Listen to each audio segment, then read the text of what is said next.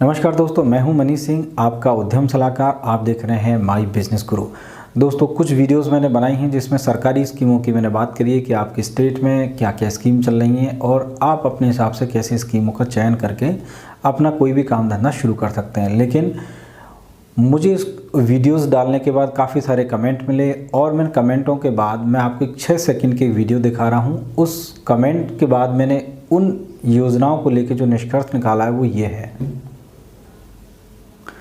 दोस्तों, इस वीडियो के बाद आप भी समझ गए होंगे कि सरकारी योजनाओं की क्या स्थिति है हमारे देश में। मैं पर्सनली कई राज्य सरकारों के साथ में जिला उद्योग केंद्र पे एज ए कंसल्टेंट काम कर चुका हूं, तो मैं भी कहीं ना कहीं फील करता हूं कि लोग थोड़े परेशान हैं और उन्हें नहीं समझ में आता है कि किस तरीके से स्कीम का लाभ लें।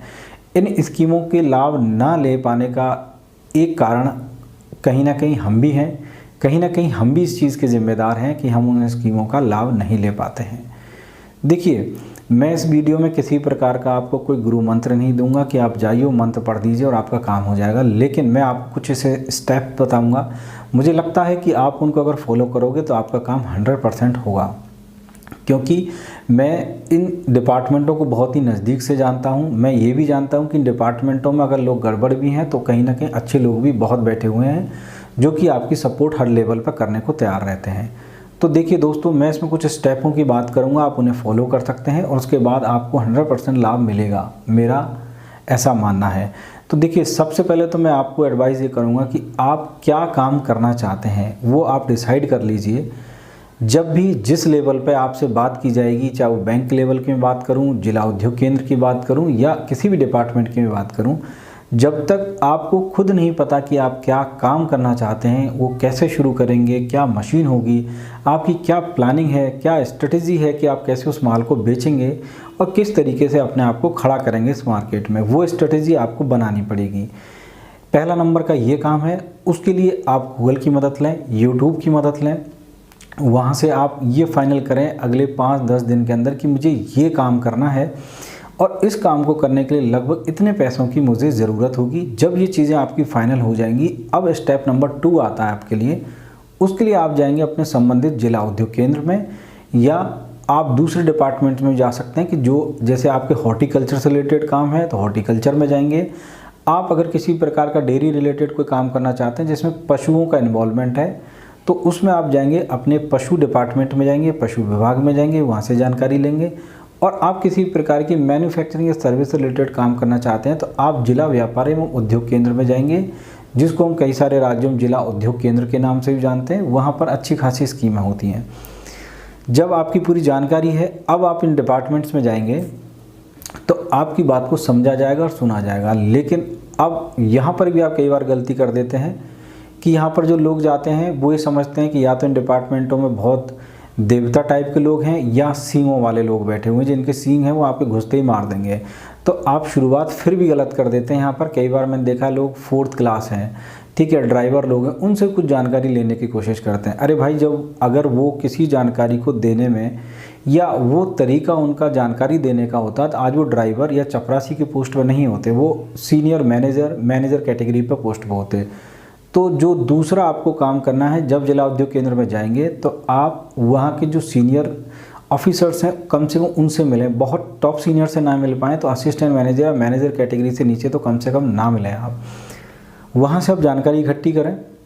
जब वो आपकी बात सुनेंगे, आपकी बात समझेंगे कि आपको भी इस काम की नॉलेज है जो आप काम करने जा रहे हैं, तो 100% मानिए आपको वो भी तसल्ली पूर्वक पूरी जानकारी देंगे और पूरी प्रोसेस आपको बताएंगे।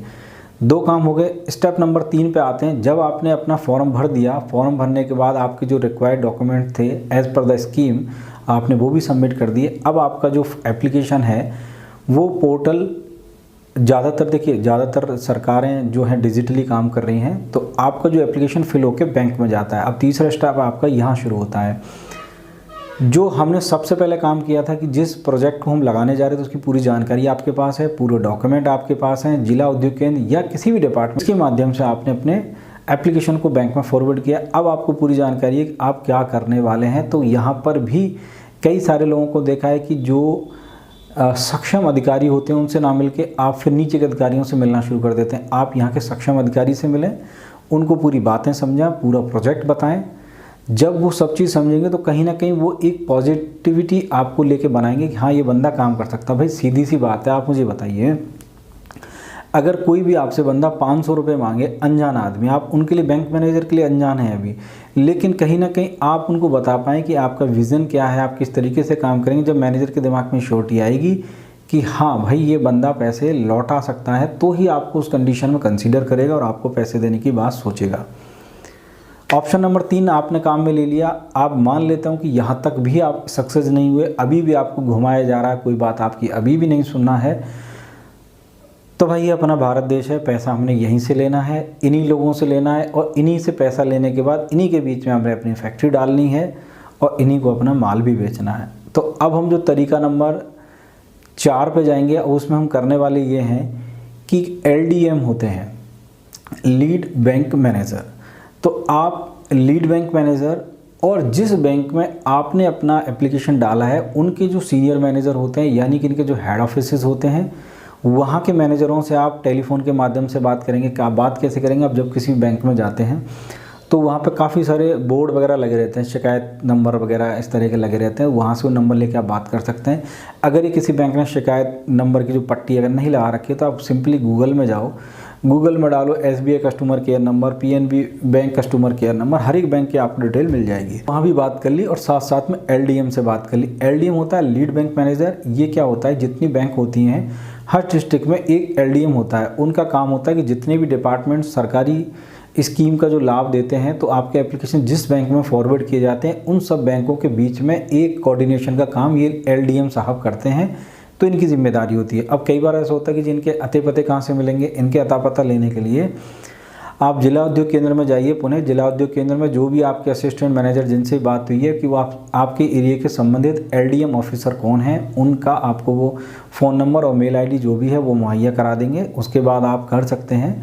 ठीक है, अब ये ऑप्शन आपके 4 हो गए। मुझे लग रहा है यहाँ तक आपकी समस्या का समाधान कुछ ना कुछ हो ही जाएगा, लेकिन अभी भी आपको लग रहा है कि आपकी समस्या का समाधान नहीं हुआ है, अभी भी आप इस पूरे सरकारी सिस्टम में फंस के रह गए और अभी भी आपका काम नहीं रहता है, तो अब आपके पास जो अंतिम काम है, मुझे उम्मीद है कि वहाँ आप 100% आपका काम बन जाएगा। लेकिन आप पहले इंश्योर हो लेना कि आपको अपने प्रोजेक्ट की जानकारी है और जो आपसे डॉक्यूमेंट मांगे गए हैं वो लीगली आपके पूरे हैं। उसके बाद ही इस लास्ट ऑप्शन को यूज़ करेंगे, वो हैं आपके डिस्ट्रिक्ट के कलेक्टर।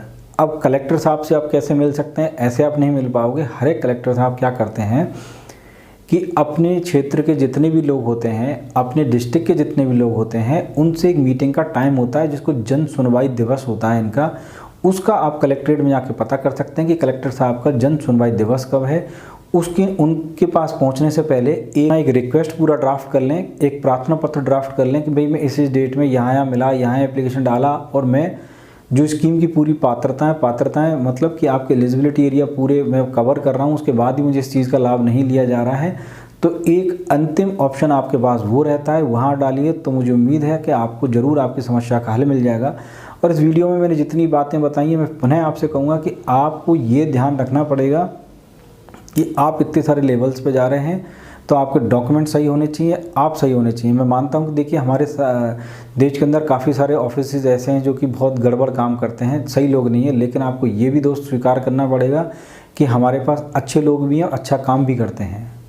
तो इसी के साथ मुझे उम्मीद है कि आपको ये वीडियो पसंद आया होगा। वीडियो अगर पसंद आया हो तो प्लीज़ वीडियो को शेयर करें, लाइक करें, सब्सक्राइब करें। Thank you.